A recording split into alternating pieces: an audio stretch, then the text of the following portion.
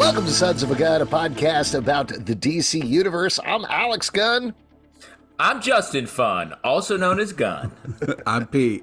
Also last name Gunn. We have a celebrity father we can't talk about, but it's James Gunn. And let's jump into this episode where we are going to be talking about Justice League, the movie. Yeah. Hashtag Justice League, the movie. Now, we have been slowly marching towards talking about The Flash, which is currently in theaters. It's really tearing up the box office. Everybody's very excited about it. It is made almost as much money as Black Adam did in its opening weekend, which is awesome. So the hype is real.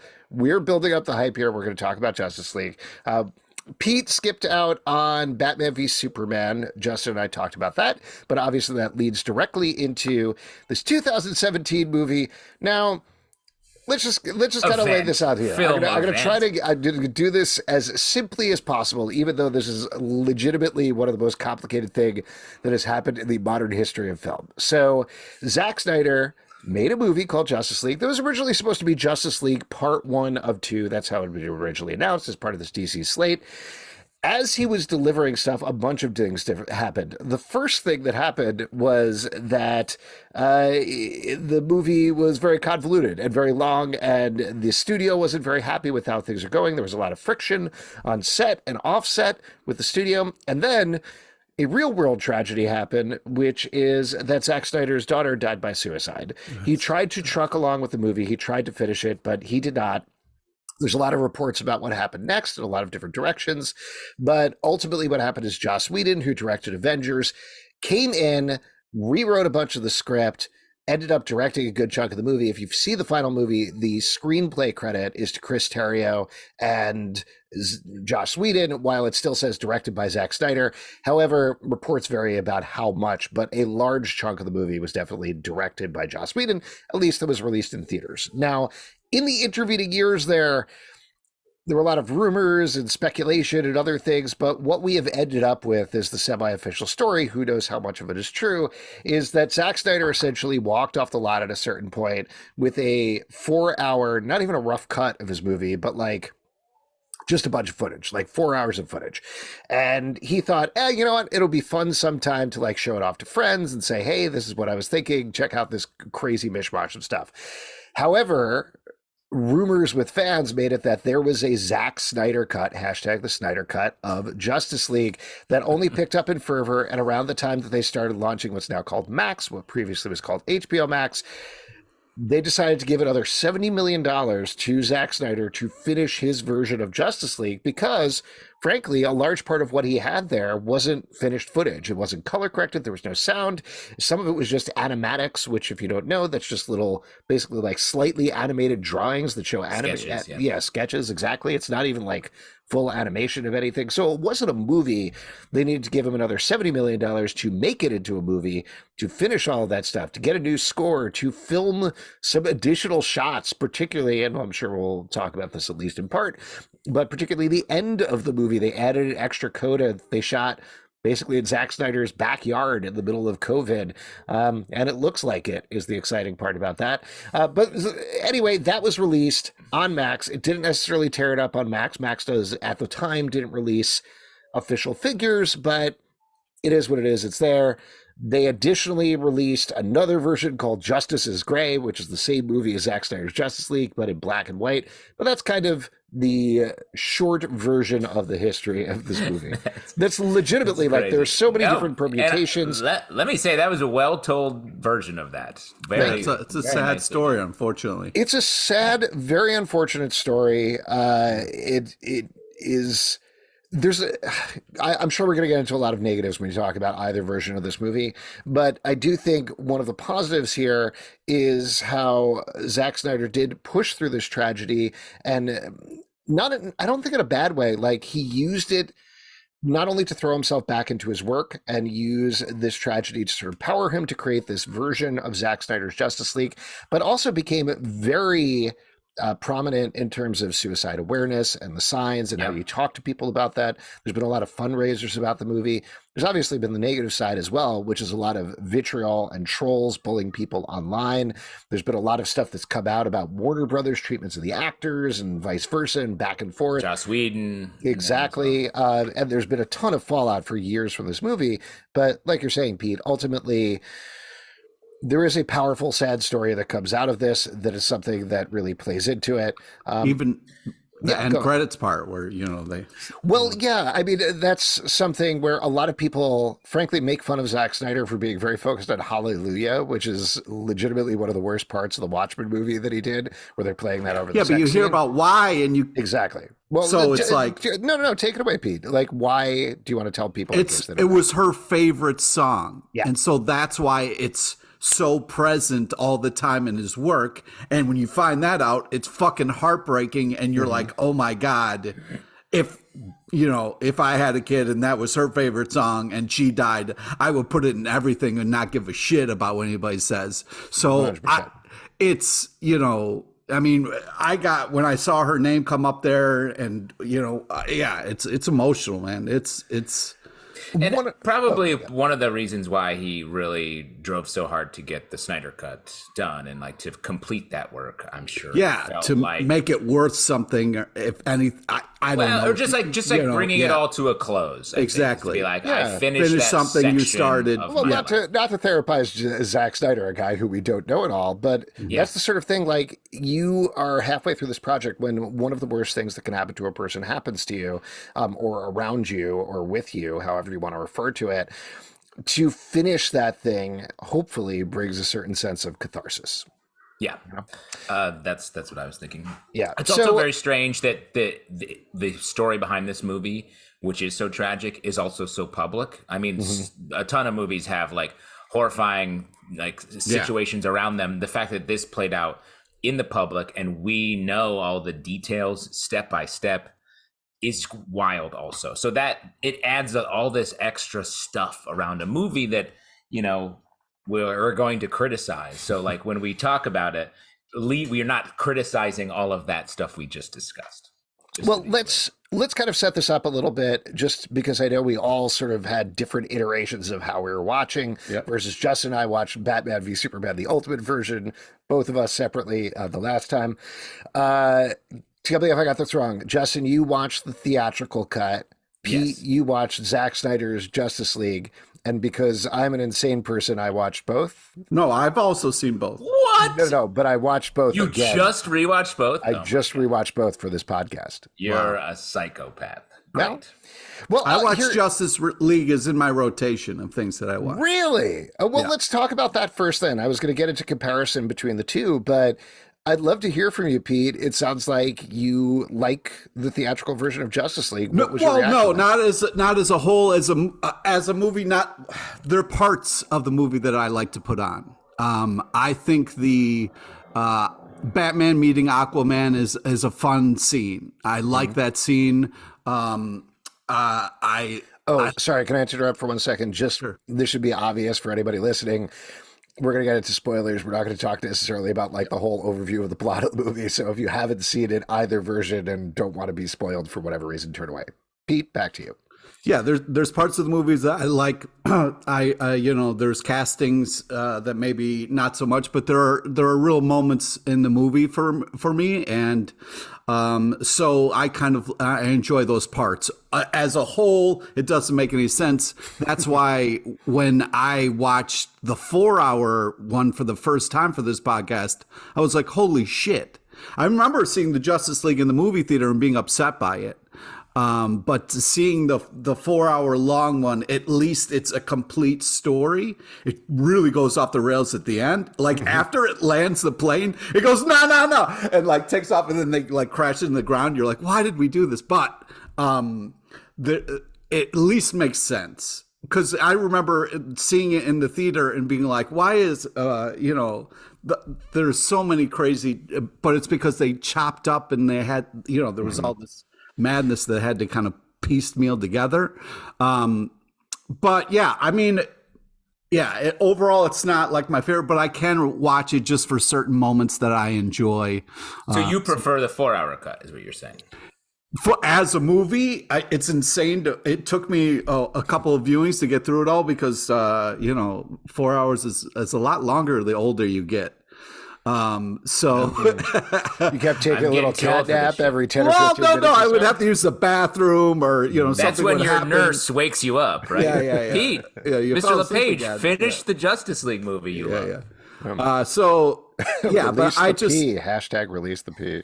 at least when I saw the 4 hour thing, it made sense. Change your bedpan, Mr. LePage, while you finish your The movie? shorter one at least made more sense. Justin, I'm gonna offer my thoughts on both of them together in a second. Please. But Justin, I'm just curious to hear from you. I assume revisiting the movie. This is not the first time you saw it. What was your reaction now? Well, let me say, the first time I watched it was in a 4DX theater, I think it's called, where every punch that Batman gets hit with in the opening sequence is in your back. Yeah. And in the end, when everything blooms, you smell flowers in the theater. So gross. that was bad on top of for A. B, so rewatching it, I was struck by some of the decisions that in retrospect actually feel pretty good. Like I think the Flash in this is actually better than I thought. It's still mired in the absolute negative hopelessness that just curses this entire project. But the Flash stuff actually I thought worked better. And it just struck me, it's such a nobody wants to be there in this movie, and that permeates everything. When, especially now that we've seen so many more movies in the superhero realm, like you just want more fun in general. Like I feel like back when this was made, complexity, like, oh, let's make this, oh, then we'll add this in. Like the movie opens with like 6 short films. And I just feel like we don't maybe need that. You should watch the 4-hour version, which opens with 6 long films. Yeah, well, that's what I'm And then when you think the movie's over, it restarts a couple different complete short films. Well, and I think that's the Christopher Nolan effect, where coming off of that, it was like, let's add more. More is more. And that's why we get a 2.5-hour movie and then a 4-hour movie. More is more. When I think what we're learning now is like, no, let's focus up a little bit and really try to make this story stand. Can I just agree with you on something? Please. I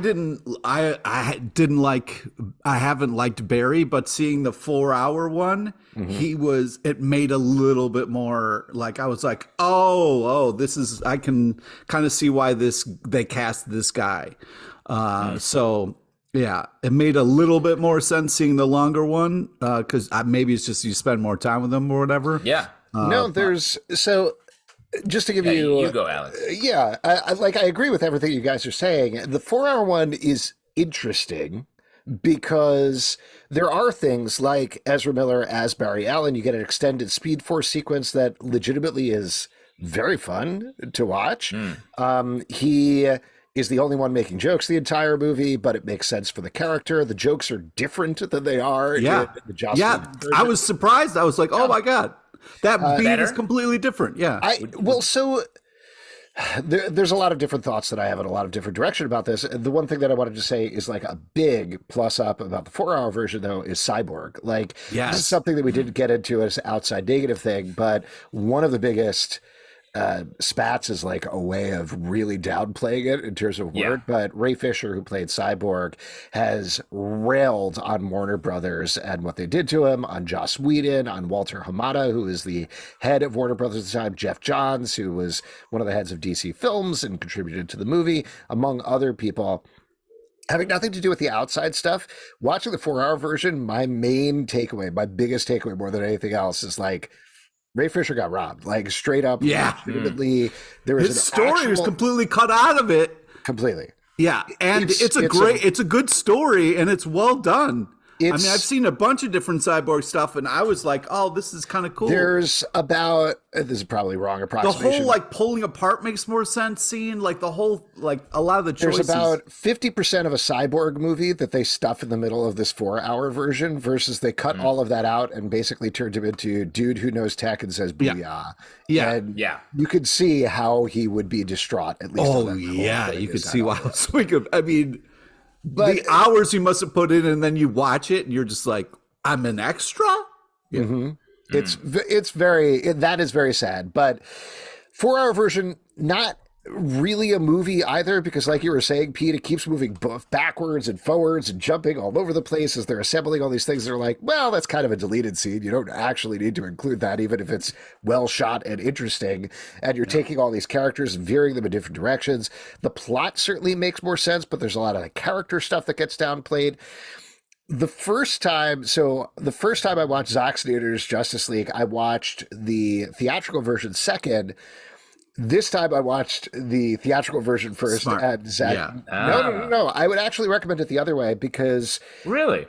this is just for me, maybe how my brain works, but it is much harder to keep a 4-hour movie in your brain, a 2-hour movie in your brain when you're watching a 4-hour movie, because it's so overwhelming to watch this stuff. The first time watching them in order, and this is legitimately, I think, the best reason for this, both of these existing, is as a film studies comparison of both of them.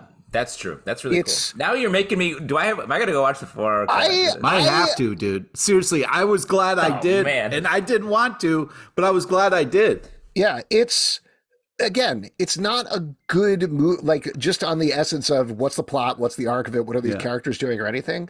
But in terms of looking like, oh, they took this same scene, changed. So, for example, this is a very specific example, but in the theatrical version, there's this whole thing where a kid sees a parademon and draws a picture of it and passes it to the Gotham Police Department. And they look at it, and it's like a picture that's like 50% Batman, 50% parademon, kind of. Yeah. And they're like, is that supposed to be Batman? What's going on here? And they're very confused. In the Zack Snyder version, it's legitimately just a picture of Batman, which is, and they're like, we got to get Batman. He's attacking people. What's going on here? And it's like, a parademon looks nothing like Batman. I don't know what's going on here. This doesn't make any sense. And watching the Joss Whedon cut second, you could see where it was like, we have 4 hours of movie that doesn't make any sense together. How do we give this an actual plot? How do we make it fit together? How do we have character arcs in here? How do we do things that like connect to the previous movies in legitimately any way whatsoever versus just kind of going with it? And it ends up being janky and bad looking and not fun in a different way. But being able to see those moments where like, they ADR lines differently or rewrote jokes or shot scenes. I don't know. I don't recommend anybody spend 6 hours of their life doing this, but if you are interested, it is an interesting thing to watch. Well, that's the thing, because it made it, like I wonder if there's going to be film classes, because, when I went to school, there was a lot of discussion about movies and also problem solving in movies and on sets and stuff like that. So I liked seeing the shorter one version first as like, this is what can happen if you have like an artistic idea that is too big, and then like business or whatever makes you cut this thing down for consumable, you know what I mean? So it's a very interesting study, and seeing the short one first and being like, what? And then kind of like seeing like somebody's like idea I don't know. Like, I see what you're saying and it makes sense, but I also think the other way is interesting. Yeah, I mean, either's fine. Again, this is just how my brain works in terms of watching it this way. This time I was like, oh my God, I cannot keep anything of the Joss Whedon version of my brain right now because there is so much stuff going on.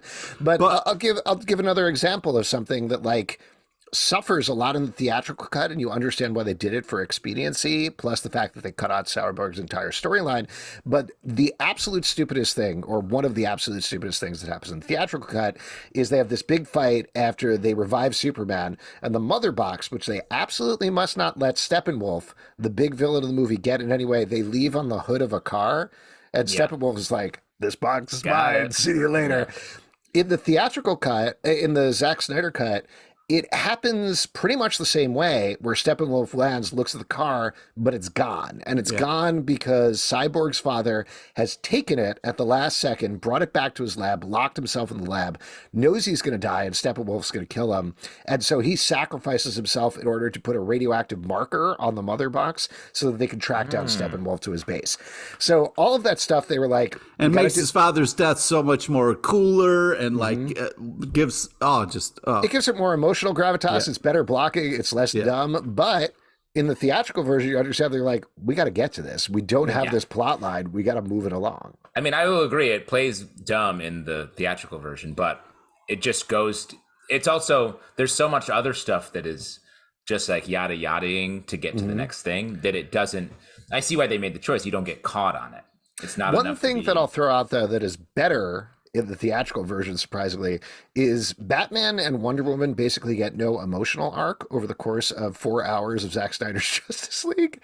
And what Joss Whedon did was very much humanized both of them and gave them more character. Justin, you and I were talking a little bit about Ben Affleck and Batman v Superman, and you were calling him like, he's a party dude, let him be a party dude.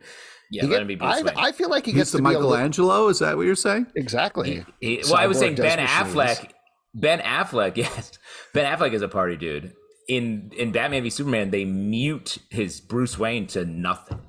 And I feel like... So how did you feel about him in this then, Justin? A little bit more. But it felt like it gives you a taste when you're like, this is what I'm craving for the entire movie when they're together. And I think Batman is such an interesting arc in this. He's sort of the guy driving a lot of the connections here. He gets to make jokes weirdly. And when I say weirdly, it's weird the way that he makes them. And then it moves into him being sort of the human center with Wonder Woman, and it feels a little bit like a romantic plot, but then it doesn't ever quite get there. So it makes you want more. Pete, what were you going to say about that? You were going to say something about Batfleck. Well, I was going to say, I wasn't going to say anything about Ben Affleck as Batman, but I was going to say that one of the differences, which was interesting about the theatrical release, is we got this lasso moment with Aquaman sitting on the lasso that they cut out of the longer one, which was interesting. No. That was, I think, a reshoot that Joss Whedon did. Like, whenever you get more jokes, that's Joss Whedon throwing. Okay, well, it was it was kind of a sweet, interesting, honest moment for Aquaman, which I thought was a good use of the lasso. And also use in the Flash movie, there's a fun kind of callback to that. Well, let's not jump ahead too much, but I do think this actually points to one of the big differences in terms of how Joss Whedon versus Zack Snyder approach superheroes. And this is one of the big things that Zack Snyder devotees argue about all the time, is Zack Snyder is very much looking at these people as, in this weird, convoluted way, in my opinion, as unapproachable gods, who yet have to be knocked down to size. And Joss Whedon, to be punished for their godliness, it feels like. Yeah, exactly. Versus Joss Whedon is always trying to humanize people. And I think he does it, frankly, in the theatrical cut to a fault, where it makes them almost like... They're not inept. The Avengers. Yeah, exactly. Inept is a good way of putting it, but also like jokey quip machines. And it's just a mismatch. It's like, I see why they chose Joss Whedon to fill in, but it's such a tonal mismatch that the scene where Aquaman sits on the lasso is funny and it undercuts him in a funny way, but it feels so out of place in a movie where these people are having a miserable time and they are punished anytime, except for Wonder Woman. I think Wonder Woman still remains this beacon in the movie and gets to be sort of an altruistic that way in the 4-hour cut too. She's just fantastic, and it's great. And it's a shame that we sort of lost her over the course of her two movies, while she was such the win here in these movies. And why couldn't Joss pull out? Like, he made Avengers. They brought him in to make this movie Avengers. Why couldn't he do it? Was it just a reshoot I also thing? But think about this, and I have no idea. We're just speculating here. You know what I mean? If I was brought in to make a movie that somebody's daughter like died in the middle of, I think maybe I would feel a little bit weird about changing it too much. You know what I mean? Because you're trying to honor something that somebody was really passionate about. So there's coming in and being like, I need to make this like, I need to make this. And then there's coming in being like, I have to be respectful and I'm trying to, you know what I mean? I mean, maybe that was a factor, but I don't doubt, know. because they were like, I'm sure it was like, they were like, go do this. And there was a conversation that happened there where it was like, here's what we have, here's what we need it to be. Like, it's not like there was just be careful because this is. Sure. But I'm just saying it's not like you're just being handed a movie and there's no history behind it and you can just put your stamp on it. You know what I mean? You're not walking honestly, in this clean. I wish Hollywood acted the way that you are thinking right now, but it does not. Well, this comes down to one of the biggest differences between the two versions is the color correction, which is an insane thing to say, but you have the same scenes here where what Joss Whedon and company did was they brightened it up to MCU Avengers levels where it's bright and it's bright colors and it's poppy. Dog's very excited to hear me talk about color correction. Pip don't slip. The versus Zack Snyder's version where he went for his more muted grays and blacks and darkness and whatever. Legitimately, his version looks way better. Like the Joss Whedon version it flattens everything out in the color correction. Like it just looks like one plate the entire time. Which sounds like the opposite of what it should be doing, you know? Well, but like when you shoot. Yeah. Yeah. No, go ahead. You do this way more than I do. When you shoot something for a certain look, when you try to color correct, you can color correct to a point, but once you are fully working on it, everything starts to saturate and it does even out and your eye just sees like a flatness as opposed to depth of color when you're shooting, because you're also lighting a certain way if you're doing it. And that's why, like, when you see something that's black and white, it's not just clicking a button in the edit. It's like you have to light it in a very different way if you're shooting for black and white. Yeah. There's so many factors, I think, that went into why Joss Whedon's cut is the way it is. I don't think we could even list all of them because we don't know necessarily what they are, but I'd throw out from things like, I think you're right. There was a certain amount of, well, you got to pay respect to this guy who's been through a tragedy, but also at the same time, do your own movie and make it better because it's not really a movie. And also, it's not going to be a part one of part two anymore. It's just going to be its own thing. So change all of that stuff and also add more jokes, but make it more serious and make the action bigger and play into the characters. And also, by the way, everybody hates you on set and you hate everybody. And you very much, Joss Whedon, are entering your monster person phase. Maybe that's been going on all along, but that is more publicly coming out at this point. So disaster across the board. And I would argue this movie sort of like wrecked him, right? Like what's he done since? This has been his last like major project. Well, he started as a fixer. Like, I think that's the reason he thought he could come in, and the thought they could bring him in was he was a ghostwriter. He was the guy that like punched up scripts. He punched up X-Men. He punched up Toy Story, a bunch of other things like that. And then, of course, he directed Avengers and Avengers Age of Ultron, two of the biggest movies of all time. So that said, Avengers Age of Ultron, he was very public about like, this completely burnt me out. I can't do this type of thing anymore. And then they bring him back on the set that's already like on a knife's edge where he's not doing anybody any favors, apparently abusive and sexist and racist and all of these things. Yeah. Which I've heard was there underlying the whole time. It's just now when the pressure's on, he's like, well, and he's also much more confident, probably cocky, like, he's like, I can just get away with this. And then he got busted, essentially. Yeah. And I say this as a person who used to be a fan of his, but this used to be a huge fan.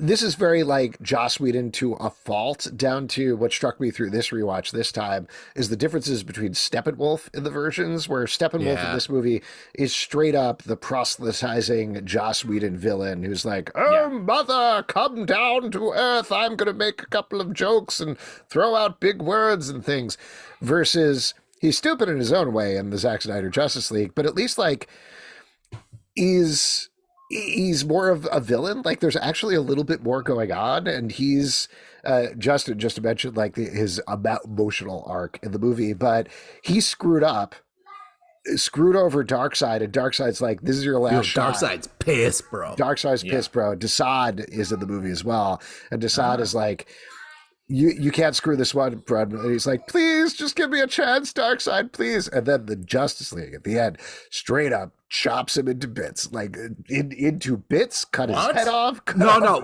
like they go hard. Like he's fucked up, and then like Wonder Woman's like, no, I ain't even done with this motherfucker yet. Chops his head off. It's like, yo, he was already trying to destroy dead. the Earth and all, but after we've gone on, he has the strongest emotional arc in the entire movie, other than Cyborg. To go on this whole emotional journey, of like, oh, you're being really mean to my boy Steppenwolf over here. It's crazy. Yeah. Well, and let me just say also, I think he's just such the weak spot of the movie from both a look and a just empty vessel of a villain. I guess you're saying there was more to him. Well, yeah, that's what it makes more sense because like he screws up, so he goes to Earth to try to really, like save the day, and it's like this thing about failure and like doing something for somebody. It's a lot more interesting, and you understand Steppenwolf. You're like, dude, I get it, man. Like when my boss is mad at me, I work twice as hard. You know what I mean? Like I'm going in. So like, yeah, you can understand why it's going so hard. But it suffers from even we're comic book fans. Sure. I challenge you to be like, oh yeah, I know who Steppenwolf was before I watched this movie. That's not a thing, and it came from them being like, oh, we're going to do 2 parts of this, so Darkseid will be the villain in the second part. You don't hold back on that stuff. You go hard on the first movie, and that's where they screwed up here. By the way, little note, it came out afterwards when they put out Zack Snyder's Justice League that Zack Snyder actually planned 3 parts. That was his idea. Twist. You could tell. I mean, because like Darkseid is so close to being into this movie that you're just like, oh, if this guy, But also, so just to lay out the 3 parts, his idea was this first movie is Justice League, Zack Snyder's Justice League, the way that we all know and love it. And then the second movie is almost entirely the nightmare future that Batman sees in Batman v Superman, and they put a lot more of in this movie as well, in the Zack Snyder cut. Oh, that would be cool. Yeah, so it would be like Darkseid won and took over the Earth. Lois Lane died. Superman is bad. And then they have to figure out a way to go back in time to reverse it. And then the final movie would be everybody assembled fighting against Darkseid. Obviously, that's never going to happen, but that was the idea there. I will say also, and Pete, curious to get your take on this, Darkseid also kind of a punk in the Zack Snyder cut, right? Yeah, I mean, it was like he was a little thinner than I was like ready for, but at least it looked like him. It just looked like an emo version of him a little bit, where you just seen so many animated and also in comic book versions of him where he's badass, and this was just kind of like he gets beaten up very quickly in a flashback by a bunch of Green Lanterns and Atlanteans and stuff like that. Oh, here's another thing. Not to keep talking about the difference between the cuts, but they give a legitimately good reason to bring back Superman in the Zack Snyder cut. Oh my God, yeah. In the theatrical cut, it's like that whole sacrifice thing is just bananas. Wait, what are you talking about specifically, Pete? Well, it's in the theatrical version, all you see is like Lois being like alone for 2 seconds, and then Superman's there, and it's almost like awkward the way Superman like bum rushes her, where in this, you like Lois is in so much pain and you're like feeling for her, and then they're like we have to bring Superman back, like it, he means so much, and they're just like their sacrifice for Superman to like all pull together. I just felt like I felt it more. Well, yes, you absolutely feel it more. Lois Lane is way more in the movie. There's that dumb joke in the theatrical version about like, gotta bring in the big guns. And it turns out to be Lois Lane, which is just stupid. Like, just say it's Lois Lane and it's fine. But the difference is in the theatrical cut, they bring back Superman because they're like, really need Superman. And Batman is like, feel bad about letting him die. Let's bring him back. That sounds cool. In the Zack Snyder version, Steppenwolf finds out that Superman isn't there, and he's like, there are no Kryptonians to protect the planet, and there are no Green Lanterns. Now is our time to attack and get back. Because they're like, Green Lantern sucked as a movie, and they just kind of stare at the audience. But no, they give a legitimate reason. Like, this is why Steppenwolf is here now, is because Superman is gone. It's not protected. There's no, The Justice League realized, they're like, wait, if Superman is so important that Steppenwolf only came back down, now we have to bring him back in some way to fight back against him. So there was a lot more plot I know I said this before, but there's a lot more plot in the Zack Snyder version that kind of works, and less character is what I would say.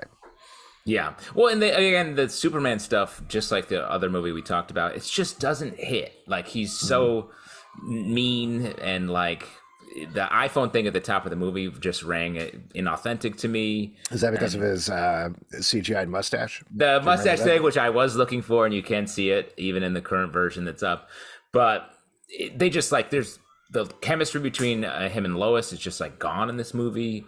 It just like doesn't quite work, I think, across the board. I'll throw out one scene that 100% completely works, and it's exactly the same in both versions, is when Superman is resurrected and the Justice League goes to find him. That fight is great. Yeah. Like, that is a great fight that points to what Zack Snyder is good at. They clearly, Joss Whedon saw that, and it was like, leave it as is. Leave that. Yeah. The moment in that fight when Barry is running in super speed, dude, and he looks. Superman just turns and looks at super speed. Fantastic. Dope, yeah. And honestly, the post-credit race between the two of them. Yeah. That's cool. That's I'm here for that. As a comic book nerds, just kind of like. The Joss Whedon version, I will say, I think gets Superman a little better than the Zack Snyder version, just because it throws in that race. It throws in the thing where Superman is saving more people than Barry in the Russian village. Doing that whole thing. Scene. That's very cute as well.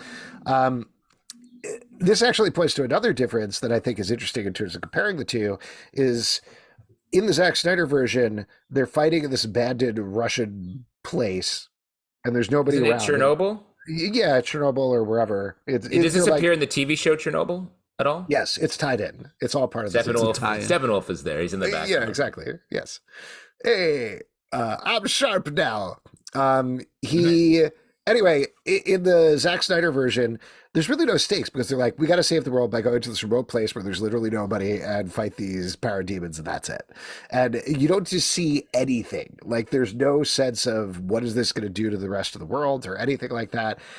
And it's janky, but at least what Joss Whedon puts in there is this thread about this family who's living nearby who is in danger the entire time. So you can see the attempt there to be like, right, we need to give this some actual human stakes. It doesn't work, but the attempt is there.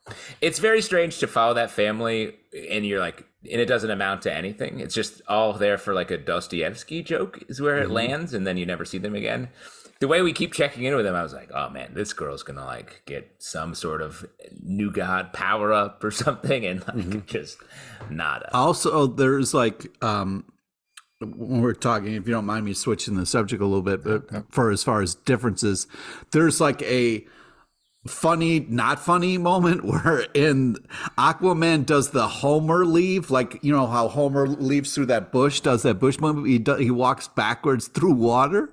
Oh man, I was laughing. I was like, that is hysterical. Also, they do this interesting thing when Superman dies and he like screams, and you kind of like follow his like his like echo throughout the world, and it's an interesting idea and an interesting shot. I thought it was just kind of creatively, it was interesting to see the sound wave go across the land, and like different people look up like, what is that? And then it hits the water, and like there's all these interesting reactions things. So it's like his last kind of like breath on Earth, and it echoes across the land. It was kind of an interesting idea.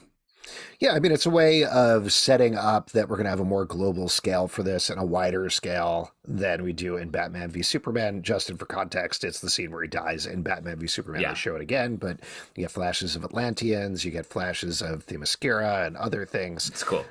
So it's interesting. A couple other details that I was going to throw out. This is very small, but just is annoying. In Cyborg's apartment, the stove is nuked at 12 o'clock for the whole scene. And I was like, come on, who's paying attention to that? That should nobody, yeah. They really yada yada the Tribes of Man stuff in the flashback too. They're like, I was like, excuse me, Tribes of Man? When was that in the old history books? Everyone's weirdly good with computers, which I was like, just have one. Cyborg's good with computers. Everyone's like, I'll download it. Yeah. He does machines. Batman's the party dude. Are there any other Teenage Mutant Ninja Turtles, or was it just those two, Pete? Oh my god! Dude. I think everyone else is cool but rude in the movie, especially Superman. They are. The other things I want to talk about is you got more Luther.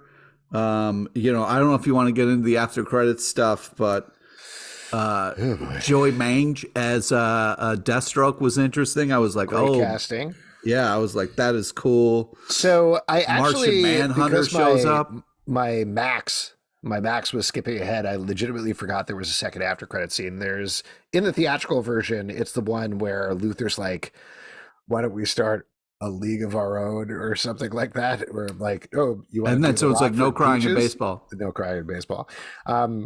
The Zack Snyder cut actually has like a bigger cliffhanger that clearly will not pay off at all. But Lex Luthor's dressed differently, and he tells Deathstroke, he's like, "Well, I'm going to give you a little bit of a present.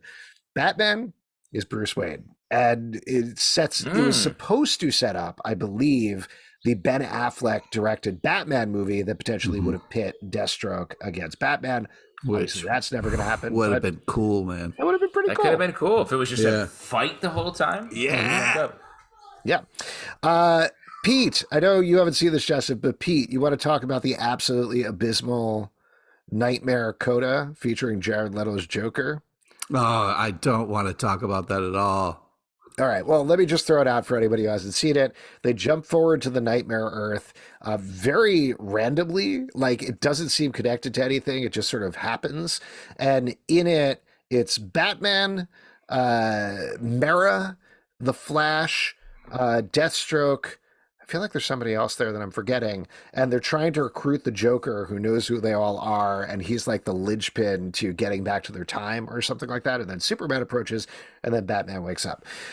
First of all, it sucks because Jared Leto as the Joker sucks. But the second reason that it sucks is, like I mentioned, Zack Snyder, and this is not like me making a joke or anything, he shot it in his backyard during COVID and then put it together separately with people. So it's all in one shots and everybody's separate. And I've over the past couple of podcasts given Zack Snyder one big up, which is he is a visual director. This sequence looks like shit, like absolute shit. He shouldn't be embarrassed about it. They never should have put it in the movie. It's bad. Just like straight bad. And then it's followed by the most nonsensical plot point in the movie, which is earlier in the movie. They have a conversation between Martha Kent and Lois Lane, where Martha's like, "Lois, you got to get back in the world. You got to be a person again and a reporter." She's like, "Sounds good, Martha." And then Martha walks out of her apartment. It turns out Martha was Martian Manhunter the entire time. Yeah, that was a crazy, like, dude, her whole just life faked. No, it's just like he just fakes for that.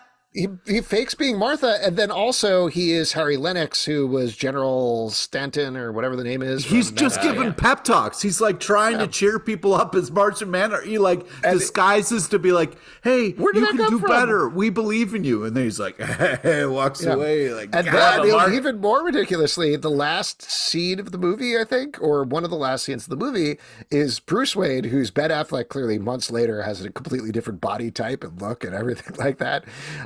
Is in his house, and Martian Manhunter comes out and he's like, "I just wanted to congratulate you, Bruce Wayne." And Bruce Wayne is literally like, "I'm sorry, who are you?" Yeah, he's like, "What's your deal? Why he's are you Martian showing up now?" Martian Manfriender. And all of Ben Affleck's delivery in that entire scene, where Martian Manhunter's like, "I think it's time for me to rejoin the world and be a hero like you." And Bruce Wayne is like, "Sounds great. I'm so sorry. Did I meet you at a party?" he's like, "Where war is coming?" He's like, "Oh, okay." Ben Affleck legitimately wants to be anywhere else in that scene. It's incredible. So that's bad. That's pretty bad. What else about the movie? Any other scenes, characters, anything? We've obviously skipped by a ton of stuff here. J.K. Simmons wasted as Gordon in this movie. Oh, he got some moments in the other one. We did get the kind of like ripping of the shirt S in the kind of post creds. That was kind of cool. Yeah. Superman moment. J.K. Simmons also got totally ripped for the role, like crazy ripped. I don't know why he did that. Yeah, that's not James Gordon's never ripped, and he's barely in the movie. Never been ripped. Yeah. Yes. What else? I think we've talked about all of the major characters. Any other moments you want to call out, Pete, before we start to wrap up here? I know we talked just about 6 hours of movie in 45 minutes, but more efficient. Well, you guys have it. You're going to talk for twice as much time after I get off, right? Yeah, we have the Zack Snyder cut of this podcast. Yeah, exactly. It was interesting when they were showing the football highlights. It made me think of the football stadium in the Batman movie that exploded because it did have the team had the same colors. So I wondered if that was the same stadium or a different one. So that was kind of cool tie-in that wasn't in the other movie. Well, there you go. We did it. Most efficient talking about Justice League ever. I think the last thing we should mention is in terms of how it ties into the Flash movie. Folks may have seen it by this point because it's out in theaters. But obviously, we get a lot of riffs and discussion of it. In particular, it is a post-Justice League movie. Yes. Oh, wait. There was one thing I wanted to ask you about that I just saw in my notes. Oh, yeah, sure. The creepy stalker ladies who would just like pick up Aquaman shirts and smell them and then make like little like shrines about him. Worth it to watch the cut? Well, that is a very weird scene. It's right after the Batman Aquaman scene, which is relatively the same, though I think they reshot it in certain.